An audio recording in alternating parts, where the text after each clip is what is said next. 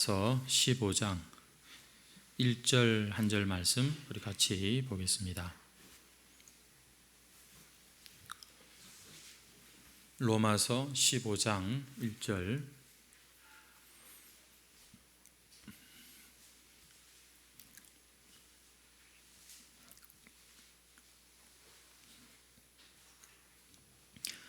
다 찾으셨습니까? 우리 한 절 말씀인데요. 우리 다 같이 합독해서 읽겠습니다. 시작. 믿음이 강한 우리는 마땅히 믿음이 약한 자의 약점을 담당하고 자기를 기쁘게 하지 아니할 것이라. 아멘. 오늘 오후 시간에 약점을 담당하자, 약점을 담당하자 이런 제목으로 함께 또 말씀을 생각해 보겠습니다. 혹시 오전 예배 설교 제목이 뭔지 기억나세요? 예수님 잘 믿는 것이 하나님 일입니다 라고 말씀을 드렸죠. 제목만이라도 우리가 기억하는 것이 또 유용하다고 생각합니다. 오후 오늘 제목이 뭐라고요? 약점을 담당하자 하는 것입니다. 보면 사람이 누구에게나 약점이 있지 않습니까? 약점 없는 사람은 없습니다. 하나님도 아니고 천사도 아니고 모든 사람은 다 약점이 있는데 이 약점이 어떤 사람에게 보면 좀 죄스러운 그런 약점도 있겠죠. 하지만 대부분의 우리 사람의 약점은 사실 죄와 상관없는 그냥 연약함일 확률이 많습니다. 여러분에게도 아마 다 이런저런 약점들이 지금 생각나는 분들이 계실 텐데요. 이 사람들이 보면 참 약점이 다양합니다. 오늘은 약점 이야기를 하려고 합니다. 어떤 약점들이 있을까요? 몸이 약한 것도 여러분 약점이 될 수 있고요. 또 마음이 아프고 병들고 약한 것도 약점이 될 수 있습니다. 나면서부터 갖고 태어나는 그런 약점이 있는가 하면 살다 보니 생겨난 그런 약점도 있지요. 어떤 사람은 약점이 한두 가지에 불과하다면 또 어떤 사람은 정말 약점이 너무 많은 여러 가지 약점을 가진 사람도 있습니다. 약점 중에는 누가 봐도 저거는 약점이구나. 자기가 볼 때에도 약점이고 남들이 볼 때에도 참 약한 그런 것들이 있는데 반대로 약점 중에는 다른 사람들은 그렇게 생각하지 않는데 스스로 만든 약점도 있다는 것입니다. 예를 들면 성격이 급한 거, 급할 수 있거든요.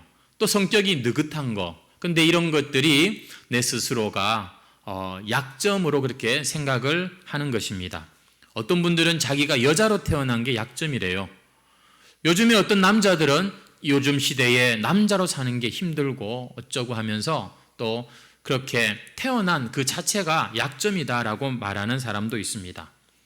여러분, 키가 작은 게 약점일까요? 어떤 사람에겐 키 작은 것을 약점으로 생각합니다. 반면에 또 어떤 사람은 키가 너무 커서 고민인 사람도 있습니다. 옛날 제 친구 중엔 너무 키가 커가지고 자기 다리를 자르고 싶을 정도였다. 키 작은 제가 듣기에는 이게 놀리는 건가 싶은 생각이 드는데 아무튼 그렇게 고백하는 친구가 있었습니다. 피부 색깔이 유난히 좀 이렇게 검은 사람, 그걸 자기 약점으로 생각하죠. 반면에 또 보면 피부가 유난히 흰 사람들도 또 똑같은 그런 이 생각을 하고 사는 것을 볼 수가 있습니다. 여러분, 어떤 분들은 몸무게가 많이 나가는 걸 약점으로 생각하지 않습니까? 또 반면에 보면 몸무게가 50kg도 안 나가는 것 때문에 고민하고 약점으로 생각하는 사람도 있는 것이죠. 여러분, 이런 건 사실 약점의 기준이 될 수가 없습니다. 그죠? 자기들 스스로 이것을 약점으로 생각하는 게 문제죠. 여러분, 이렇게 자신에 대한 이런 약점을 스스로 만들어내는 사람들은 다른 사람에 대해서도 그렇게 약점을 만들어낼 수가 있는 것입니다. 당사자나 다른 사람들은 전혀 그렇게 생각하지 않는데 저것 봐, 저런 건 흉이지, 약점이지 이렇게 생각을 할 수도 있다는 것이죠. 여러분, 안타까운 건 뭐냐면 본래 약점이든 간에 스스로 생각하는 약점이든 간에 그것은 그 사람의 약점으로 작용을 한다는 것입니다. 본래 태어날 때부터 가지고 태어난 약점의 무게와 자기가 살면서 만들어낸 그 약점의 무게가 똑같다는 것입니다. 약점은 그렇게 받아들이면 그렇게 역사한다는 것이죠. 여러분, 이렇게 스스로 약점을 만들고 사는 사람들 참 피곤한 인생을 사는 것입니다. 자기의 약점 중에 혹시 내가 스스로 만든 약점이 있지는 않는지 오늘 말씀을 우리가 생각하면서 한번 좀 살펴보시면 좋겠어요. 결자해지라는 말이 있지 않습니까? 자기가 묶었으면 자기가 풀어야 되는 것이죠. 자기가 자기 스스로 자기 인생에 그런 올무와 그런 덫을 놓고 그렇게 힘들게 산다면 여러분, 말씀을 들으면서 우리는 그런 것들을 과감하게 끊어버릴 수 있어야 하겠습니다. 자기가 만든 약점이든 원래부터 자기가 가지고 있던 약점이든 또 내 약점이든 다른 사람의 약점이든 사람들은 그 약점에 대해서 이 반응을 하는데 보면 조금씩 다르게 반응하는 것을 볼 수 있습니다. 여러분, 보통 약점은 우리를 힘들게 하는 것이죠. 약점 때문에 자신감을 잃는 젊은이들이 있습니다. 약점 때문에 자기 자신을 싫어하고 약점 때문에 심지어 자기를 막 이렇게 미워하고 저주하는 그 지경까지 가는 사람들도 있습니다. 혹시나 내 약점을 사람들이 알아차릴까봐 가슴 졸이면서 감추려고 하는 그런 사람들, 얼마나 건강하지 못합니까? 사람이 편안할 수가 없는 것이죠. 이런 분들은 보면 이 마음이 이 감정적으로도 보면 쉽게 분노하거나 또 누군가를 증오하거나 그렇게 됩니다. 여러분, 이렇게 누구나 사람은 약점이 있는데 그 약점을 부정적으로 반응할 때 이것을 열등감이다, 이렇게 우리가 말을 합니다. 열등감, 자기의 약점에 대해서 부정적으로 반응하는 것이죠. 하지만 꼭 이런 부정적인 반응만 있는 건 아닙니다. 어쩔 수 없이 인생으로 살다 보니 약점이 없을 수는 없지만, 하지만 이 약점을 그냥 있는 그대로 받아들이고 내가 비록 이것은 부족하지만 다른 사람의 도움 혹은 다른 기구의 도움을 받아서 얼마든지 보완하며 여러분 인생을 약점에 붙들리지 않고 살 수도 있는 것이죠. 성도 여러분, 다른 사람에 대해서도 마찬가지입니다. 다른 사람의 약점이 보입니까? 그러면은 그걸 우리가 보통 어떻게 해야 하지요? 그런 것들에 대해서 함부로 무시하고 멸시하고 또 그런 것들에 대해서 무관심하고 놀리고 지적하고 괴롭히고 싫어하고 실망하고 다른 사람의 약점 때문에 힘들어하고 비난하고, 여러분 이런 반응들은 부정적인 반응이라고 할 수 있겠죠. 하지만 적어도 예수님을 만나고 예수님의 생명으로 산다고 하는 우리 성도들은 그렇게 반응해서는 안 되겠죠. 어떻게 우리가 다른 사람의 약점을 어떻게 해야 할까요? 그대로 용납해 주는 겁니다. 받아주고, 그리고는 도와주려고 하는 것. 여러분, 이것이 우리 성도들의 마땅한 모습이고 오늘 말씀의 결론이라고 하겠습니다. 그래서 제목을 약점을 담당하자, 이렇게 말씀을 드린 겁니다. 우리 한번 로마서 15장 1절 말씀 한 번 더 보십시오. 믿음이 강한 우리는 마땅히 믿음이 약한 자의 약점을 담당하고 자기를 기쁘게 하지 아니할 것이라. 여러분 혹시 가진 성경에 보면, 옛날 성경 관주 성경에 보면 믿음이라고 하는 단어는 조금 작게 아마 인쇄가 된 성경을 가진 분들이 계실 거예요. 무슨 말인가 하면 여기 믿음이라고 하는 단어는 사실 어떤 사본에는 있고 어떤 사본에는 없는 단어입니다. 그래서 보통 이 학자들이 이것을 볼 때 믿음이 강한 우리가 믿음이 약한 자들의 약점을 담당하자는 말씀이지만, 믿음 빼고 그냥 일반적인 우리 안에 이 약점을 가진 사람들의 그것도 우리는 담당하자, 이렇게도 성경적으로 여러분 별 무리가 없는 해석이라고 할 수가 있겠습니다. 중요한 것은 하나님께서 우리에게 다른 사람의 이 약점을 뭐 하라고요? 담당하라고 하는 것입니다. 한번 따라 하시죠. 약점을 담당하라. 여러분, 이것은 두 가지 의미가 있는 겁니다. 약점을 담당한다는 건 이렇게 하는 겁니다. 첫 번째는 그 약점을 용납하는 겁니다. 받아주는 겁니다. 그리고 두 번째는 그 약점을 도와주는 것, 이것을 담당한다라고 말을 하는 겁니다. 기억하십시오. 약점을 담당하라는 말은 첫째 뭐 하라고요? 약점을 그대로 받아주는 거예요. 에이, 무슨 그런 약점을 가지고 있어? 이렇게 할 게 아니라, 그래, 그런 연약함이 있구나 하고 받아주는 거. 여러분, 이게 하나님의 모습이죠. 이게 바로 우리가 세상에 대해서, 다른 사람들에 대해서 가져야 할 모습입니다. 아이고, 누구는 저렇대. 다른 사람의 막 약점을 가지고서 뒤에서 험담할 것이 아니라 받아주는 거예요. 인정해 주는 거예요. 아니, 교회까지 나왔는데 교회 와서조차도 사람들이 내 약점을 가지고 자꾸 건드리면 여러분, 누가 교회에 남아있겠습니까? 이곳에 와보니까 이 약점을 이렇게 꺼내 놓아도 괜찮은 그런 곳이 되면 여러분, 얼마나 이 자리가 또 차고 넘치겠습니까? 여러분, 약점을 보십니까? 그때 어떻게 해야 된다고요? 그것을 인정해주고 받아주고 용납하고 해야 되는 것이죠. 그리고 나서 두 번째 중요한 건 그 약점을 도와주려고 해야 되는 것입니다. 하나님께서 오늘 말씀하시는 거예요. 약점을 담당하라. 이 말은 약점을 용납해주라는 것입니다. 있는 그대로 받아들이라는 것입니다. 내 약점도 마찬가지고 다른 사람의 약점도 마찬가지고 약점은 받아주어야 되는 것입니다. 그리고 누가 봐도 분명한 약점이고 또 자기가 스스로 만들어낸 약점이고 간에 약점은 용납해야 되는 것입니다. 여러분, 약점을 끝까지 인정하지 않고 부인하고 부정하고 막 이렇게 하는 거, 여러분, 자기 자신의 약점, 이것도 사실은 건강한 모습이 결코 아닌 것이죠. 여러분, 우리가 나의 약점을 생각할 때 이것을 우리가 잘 극복하기 위해서 중요한 게 먼저 인정하는 겁니다. 그렇지, 나에겐 이런 약함이 있네. 이게 내 인생의 약점 맞습니다. 여러분, 이렇게 인정하는 것은 마치 우리가 주님 앞에 회개하는 것과 비슷합니다. 회개가 뭐 하는 거예요? 맞습니다. 내가 죄인이군요. 제가 예수님을 십자가에 못 박을 정도로 아주 심각한 죄인입니다. 인정합니다. 여러분, 여기에 죄 사함의 기쁨이 있고 천국의 문이 열리고 성령이 여러분 역사하는 그 시작점이 되는 거죠. 우리의 인생에 약점 없는 사람 없잖아요. 하지만 그러나 그것을 우리가 그래, 맞아, 인정해. 여러분, 여기서부터 여러분 변화는 시작되는 것입니다. 내 자신에 대해서, 다른 사람에 대해서도 마찬가지인 것이죠. 약점은 이렇게 인정하고 받아주는 것입니다.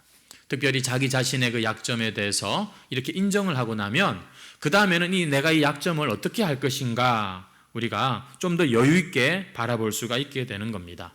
내가 이것을 좀 보완할까? 아니면은 그냥 뭐 있는 그대로 그냥 살까? 이런 결정을 할 수가 있게 되는 거예요. 여러분, 약점도 개선할 필요가 있습니다. 왜냐하면 약점을 강점으로 만드는 사람들도 세상에는 있거든요. 그래서 어떤 사람들은 자기의 그 약한 부분을 오히려 강점으로 만들려고 아주 애를 쓰는 사람들이 있는데 우리 중에는 그런 분들이 안 나왔으면 좋겠어요. 왜냐하면 약점을 고치는데 신경을 쓰고 시간을 투자하고 인생을 거는 건 너무 비효율적이기 때문입니다. 약점은 그냥 받으면 되는 거예요. 안고 가는 것이 전 더 지혜롭지 않나 생각합니다. 내 약점이든 다른 사람, 특히 가장 가까운 배우자의 약점이든 그걸 우리가 막 어떻게 바꿔보려고 하고 고쳐보려고 하고 좋게 해보려고 하다가 사단이 나는 겁니다. 그냥 용납하세요. 그냥 받아들이는 겁니다. 여러분, 우리 약점 중에는 평생 안고 가야 하는 것들이 있습니다. 왜 날 이렇게 태어나게 하셨나? 원망이 생길지도 모르겠지만 오늘 여러분 말씀을 들었으니 약점을 담당하세요. 받아들이세요. 저에게는 약점이 많은데 그 중에 한 가지가 이 남자로 태어나가지고 고소공포증이 좀 심한 거예요. 저는 이렇게 발을 땅에다가 딱 대고 있지 않으면 상당히 이렇게 불안함이 막 찾아오는 그런 이 모습이 있습니다. 하지만 저는 이 고소공포증을 극복하려고 애를 쓰지 않습니다. 그냥 생긴 대로 사는 것이죠. 막 놀이동산 가가지고서 바이킹을 막 타면서 내가 드디어 극복했다. 저는 이런 짓을 절대 하지 않습니다. 혹시 여러분 나중에 저한테 누가 이렇게 막 요구하거나 이러지 마십시오. 저의 버킷리스트에는 절대 뭐 번지점프 이런 건 없습니다. 저는 안 해요. 그런 것은 생각도 안 하는 것입니다. 아우, 번지점프를 타면은요, 막 엔돌핀, 도파민 막 이런 게 막 나와가지고 얼마나 짜릿하고 막 좋아요. 그래, 니나 잘하세요. 나한테는 절대 그런 거 시키지 마세요. 나는 그냥 이렇게 발을 땅에다 대고 사는 이것이 행복합니다.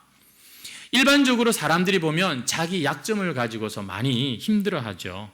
아, 나한테 좀 이런 건 없었으면 좋겠다. 나한테 좀 저런 것들이 있으면 좋겠다.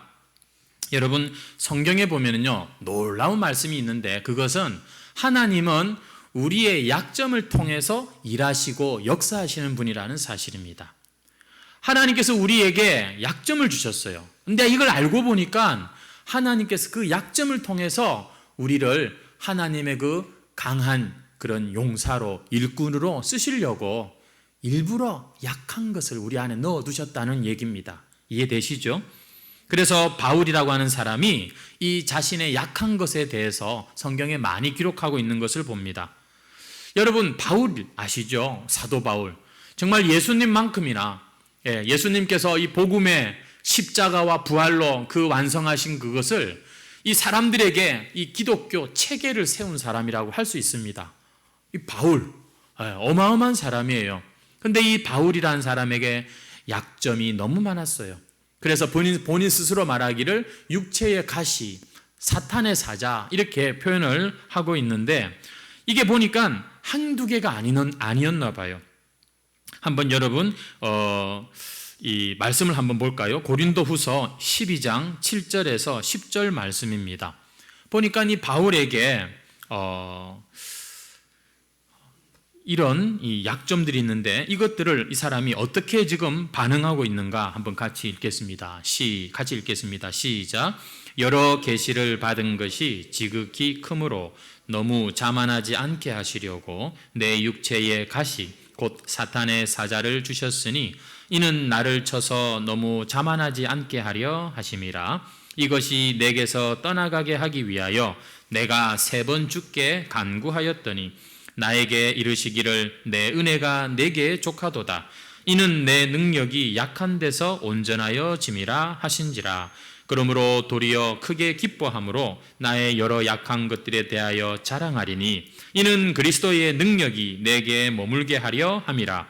그러므로 내가 그리스도를 위하여 약한 것들과 능욕과 궁핍과 박해와 공고를 이는 내가 약한 그때에 이 바울이 보니까 얼마나 하나님의 말씀으로 완전히 그냥 이렇게 사람이 변했냐면 굳이 약점 때문에 기뻐할 필요가 있어요?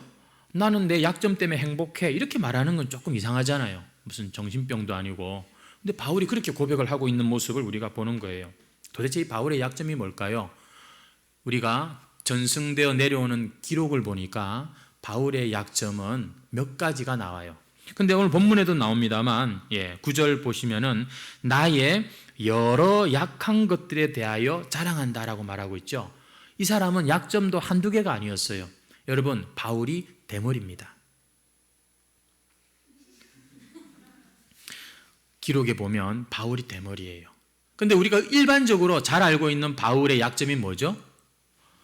안질, 눈의 연약함이라고 생각을 해요. 시력이 너무너무 안 좋았나 봐요. 아마 통증도 있고. 근데 또 다른 기록에 보면 바울에게 어떤 약점이 있냐면 간질의 약점이 있습니다. 그래서 바울이 복음 전하다가 그만 넘어지는 것이죠. 이게 얼마나 치명적인 약점입니까? 자기 몸도 제대로 건사하지 못하면서 무슨 다른 사람을 돕느냐 이런 소리 반드시 나오게 돼 있지 않습니까? 근데 그 정도가 아니라니까요. 바울을 묘사하는 글에 보면은 바울은 대머리에다가 안짱다리라고. 안짱다리 뭔지 아세요? 요강다리 뭐 이렇게 다리도 완전 숏다리인 것이죠. 여러분, 지금 자기의 이런 여러 약점들에 대해서 바울이 내가 기뻐한다, 자랑한다 이렇게 말합니다. 외모만 그런 게 아니에요. 바울이 보면요 성격도 좀 뭐가 났어요. 한성질 하잖아요. 보면은 안 돼 하고는 막 그냥 그런 이런저런 모습들에 대해서 아마 바울이 참 고칠 것은 고쳐 나가야겠죠. 하지만 바울에게 이런 약점들이 많았다는 것입니다. 그런데 하나님의 말씀을 딱 들으니까 내가 또 이 하나님께 받은 계시가 너무 커서 나를 교만하지 않도록 하시려고 내 안에 이런 연약함을 넣어주셨구나. 나의 이 연약함 가운데 하나님의 강한 것이 나타나는 것이구나. 이걸 깨닫게 되었을 때 어떻게 되었죠? 용납하는 거예요. 아, 그래요. 제 인생에 하나님께서 주신 이것들을 감사하게 생각합니다. 왜냐? 단순히 그게 약한 게 아니라 그리스도의 강한 것이 나타나는 그러한 통로라는 것을 깨달은 것이죠. 우리 고린도전서 1장 26절에서 28절에 보면 바울이 또 이렇게 고백합니다. 한번 같이 읽겠습니다. 시작. 형제들아 너희를 부르심을 보라. 육체를 따라 지혜로운 자가 많지 아니하며 능한 자가 많지 아니하며 문벌 좋은 자가 많지 아니하도다. 그러나 하나님께서 세상에 미련한 것들을 택하사 지혜 있는 자들을 부끄럽게 하려 하시고 세상에 약한 것들을 택하사 강한 것들을 부끄럽게 하려 하시며 하나님께서 세상에 천한 것들과 멸시받는 것들과 없는 것들을 택하사 있는 것들을 패하려 하신다. 이거는 지금 바울의 고백을 여러분 쭉 읽으면서 느낌이 오십니까? 하나님은 어떤 사람을 택하신다고요? 약점 있는 자, 약한 자, 혼자서는 도저히 설 수 없는 자. 여러분 오늘 새벽에도 우리가 그런 말씀을 나누었는데요. 하나님의 백성들이 하나님의 이 손에 훈련을 받고 연단을 받으면서 이 변화하는 단계가 있습니다.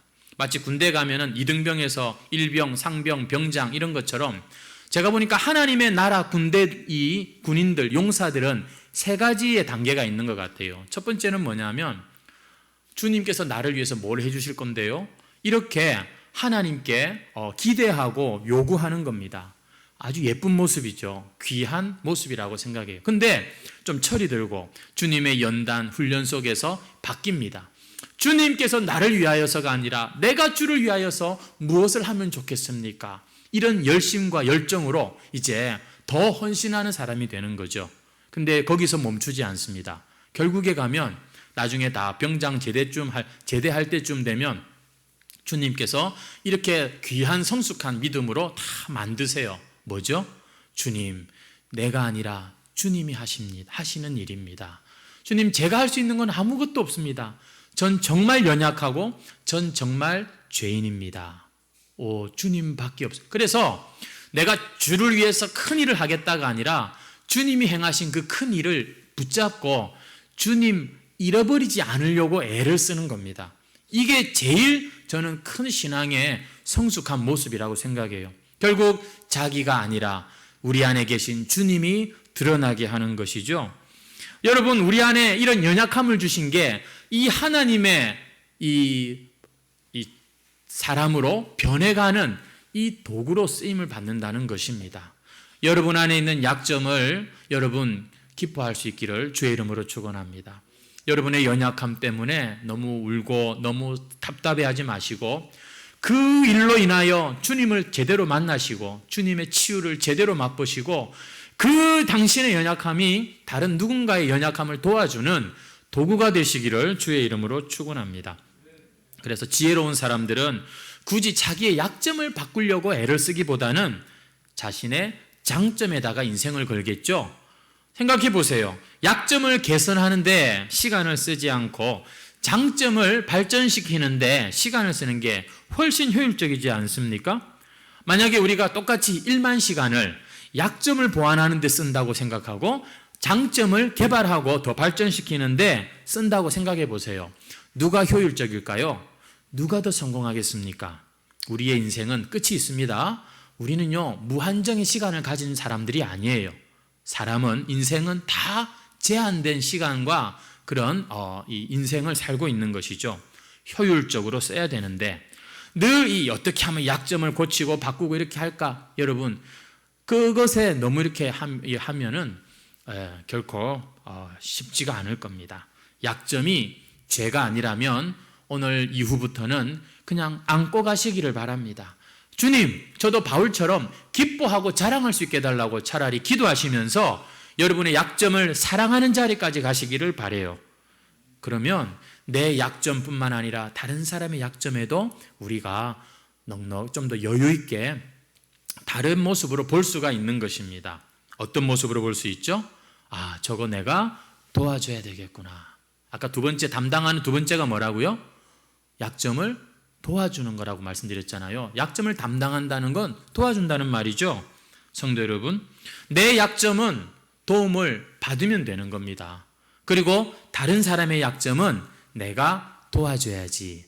이 일이 일어날 때 여러분, 하나님이 약한 중에 일하시는 하나님을 우리가 더 많이 경험하게 되는 것입니다. 혹시 해광교회 다니시면서 누군가의 약점이 보이십니까? 뒤에 가서 막 수근수근 하지 마시고 그거 여러분들이 도와주시기를 주의 이름으로 축원합니다. 다른 사람의 약점이 보인다는 건 내가 그 문제에 대해서는 좀 더 내가 여유가 있고 그 사람보다 내가 좀 더 강하다는 그런 의미입니다. 다른 사람의 약점이 눈에 띄었습니까? 그거 하나님이 나보고 좀 도와주라고 그 보게 하신 건데 막 그걸 가지고서 소문이나 내고 사람을 그냥 이렇게 비난하고 이러면은 안 되는 것이겠죠. 사람은 태어날 때부터 이 세상에 존재하는 방식이 여러분 서로 도와주고 도움을 받으며 살도록 만들어져 있습니다. 오죽하면 성경도 아니고 저 중국에 여러분 이 사람들이 사람 인자를 쓰는데 어떻게 써요? 짝대기 하나를 넘어지니까 받치는 이런 걸로 사람 인자를 쓰는 걸 보십시오. 사람은 이렇게 도와주고 도움을 받아야 되는 존재로 살고 있는 것입니다. 하나님이 그렇게 만드신 거예요. 스스로 혼자 살지 못하도록. 혼자 있는 건 보기에 별로 안 좋아. 이래서 아담에게 하와도 인도하신 겁니다. 그리고 우리도 주님께서 한 사람 한 사람의 이름을 아시고 사랑하시지만 이렇게 한 몸으로 불러서 더불어 같이 이렇게 우리를 인도하고 계시고 있는 거예요. 왜 이렇게 모이게 하셨을까요? 서로 싸우고 그냥 서로 막 그렇게 찢고 뽑고 살라고 하신 게 아니라 뭐죠? 도와주라고. 아멘이십니까? 다른 사람 약함이 보이면 약점이 보이면 담당하라고 이렇게 하신 거예요. 예전에 어떤 분이 보니까 치부책이라고 해가지고 뭐 그런 걸 하나 이렇게 가지고 다니는 분을 보았어요. 그거 여러분 성경적이지 않습니다. 그건 여러분 우리가 정말 이 성숙한 사람은 그런 거 해서는 안 되는 거예요. 다른 사람의 약점을 물고 뜯고 그렇게 살라고 하나님께서 우리를 불러신 게 아니에요. 다른 사람의 연약함을 덮어주고 받아주고 그리고 도와주라고 그걸 보게 하신 거지요. 그렇게 사는 사람을 우리는 영적 거인 그렇게 말하는 겁니다. 하나님 나라의 참 귀한 일꾼.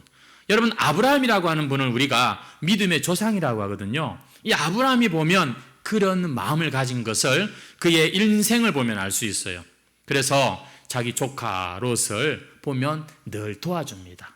그 연약함을 이렇게 도와주는 이런 모습.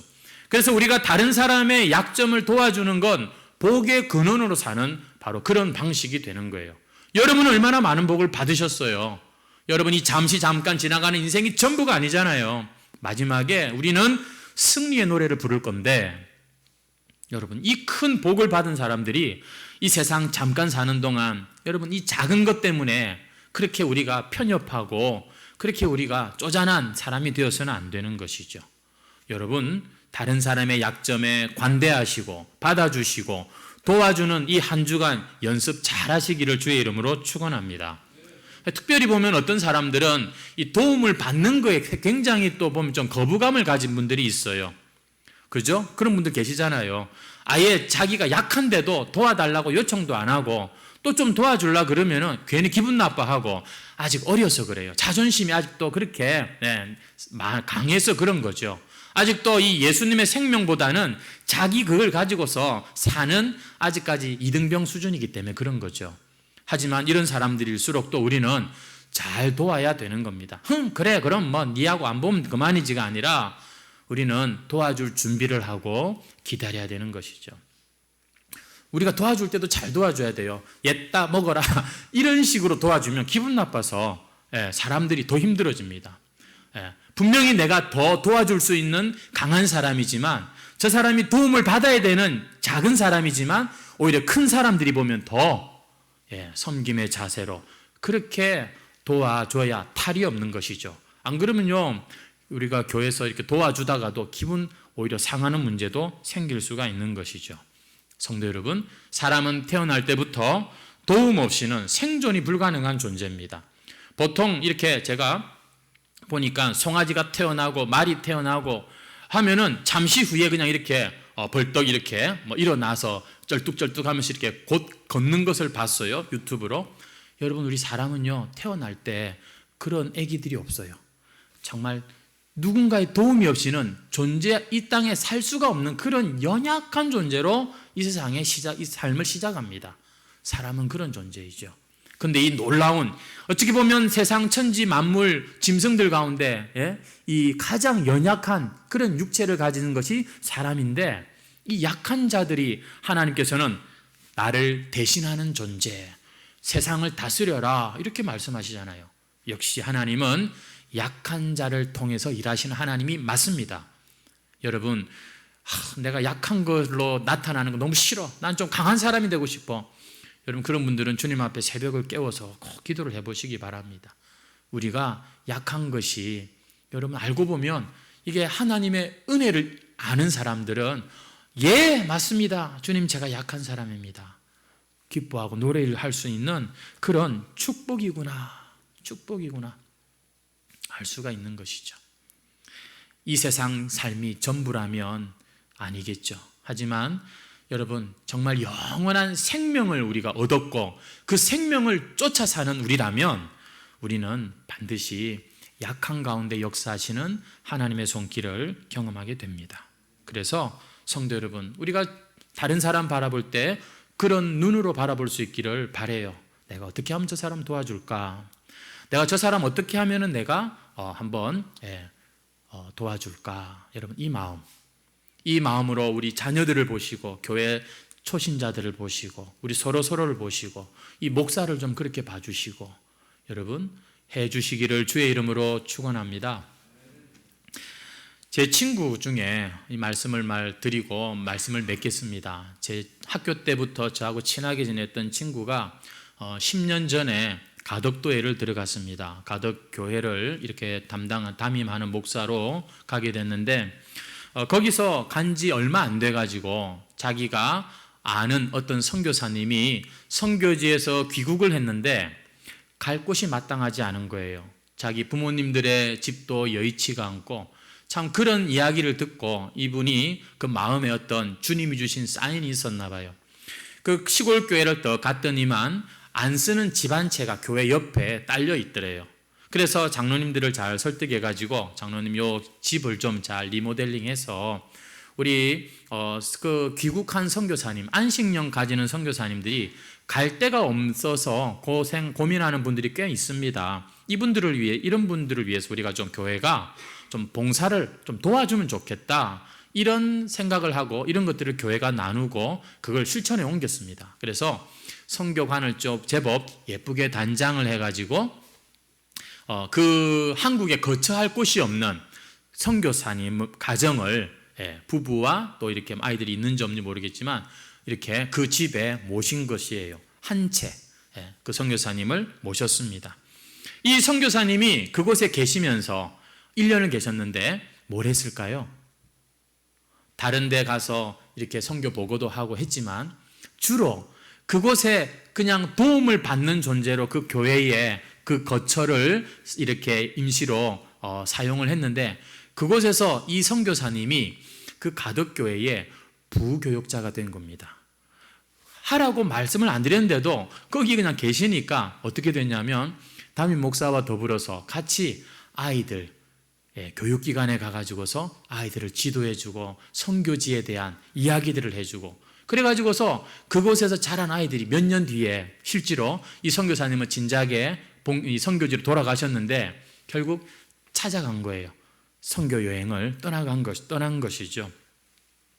이분이 1년 동안 선교관에 계시면서 그 교회 이 교역자 역할을 톡톡히 한 것입니다. 사람들에게, 시골 교회인데도 어르신들이 마음에 선교 마인드가 막 생긴 거예요. 왜냐하면 담임 목사와 같이 사역을, 같이 말씀을 나누는 시간이 많고 이렇게 교제하고 우리가 이렇게 설교를 통해서도 은혜를 받지만 같이 밥 먹고 식사하고 대화하면서도 배우는 게 크지 않습니까?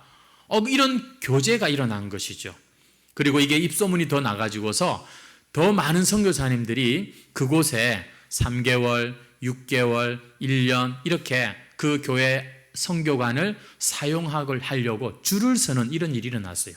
교회가 어떻게 했냐면 한 채, 두 채로 만족하지 않고 아예 이 장로님이 땅을 내놔가지고 교회 옆에다가 선교관을 세워버렸어요. 그래가지고 거기에 5채, 6채 이 선교 이 관을 몇 가정을 받아들일 수 있는, 그래가지고 지금 총 8채의 선교관을 운영을 하고 있는 것이죠. 여러분, 그 와중에 일어난 역사가 뭐냐면 이 오신 선교사님들이 전부 다 자기들이 도움을 받으려고 왔는데 오히려 그 교회에 많은 것들을 풀어놓고 많은 은혜들을 함께 나누는 그런 시간을 가졌다는 거예요. 제가 이 목사님하고 친해서 이 이야기를 자주 했습니다. 자기들은 선교사님의 그 필요를 보고 도와주려고 했는데 하나님께서 이 가덕교회에 주신 은혜가 훨씬 더 크다. 그것을 교인들이 알고 누리고 그래서 계속해서 선교만 도와주는 게 아니라 계속해서 교회가 이 도와주는 일을 잘해야 되겠구나. 이걸 그렇게 10년에 걸쳐서 하나님께서 교회가 배우게 하셨다는 거죠. 지금은 8채의 선교관을 통해서 그곳을 거쳐간 분이 32개국의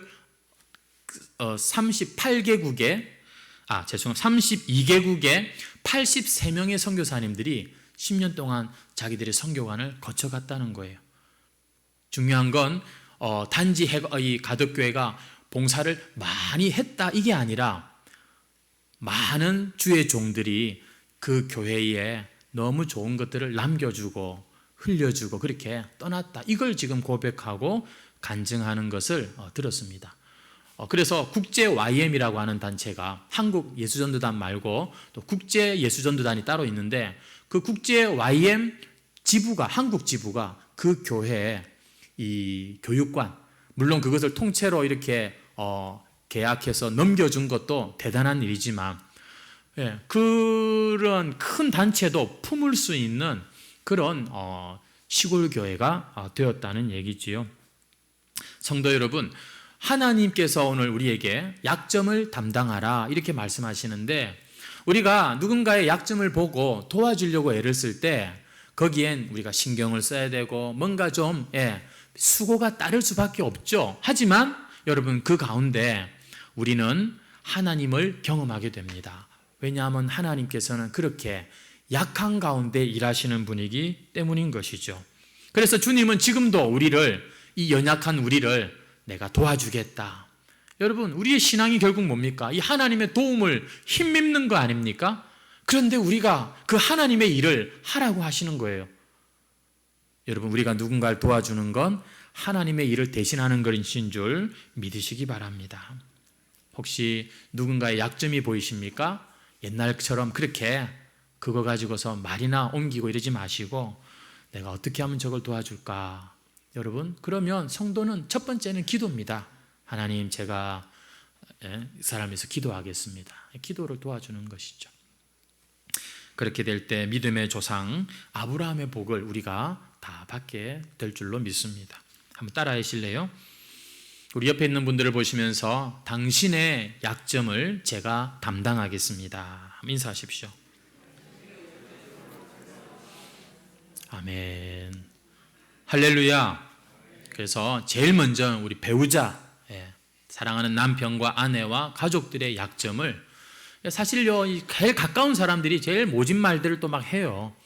여러분, 축복하시고 도와주시면서 점차 우리 교회 안에서 여러분, 이 역사가 여러분이 일하는 자리까지 이렇게 확장될 때 우리는 반드시 하나님을 경험하게 될 것입니다. 한 번 더 따라 하시죠. 어떻게 하면 저 사람을 도와줄 수 있을까? 이번 주간 여러분 앞에 나타나는 약한 사람들을 보시면서 꼭 질문하시고 한번 주님과 함께 도와주는 그런 저와 여러분이 되시기를 바랍니다. 우리 찬양 하나 드리고 그리고 함께 기도하도록 하겠습니다. 이런 찬양, 옛날에 우리 좀 불렀던 찬양인데, 서로 용납하라 주 너를 용납함같이.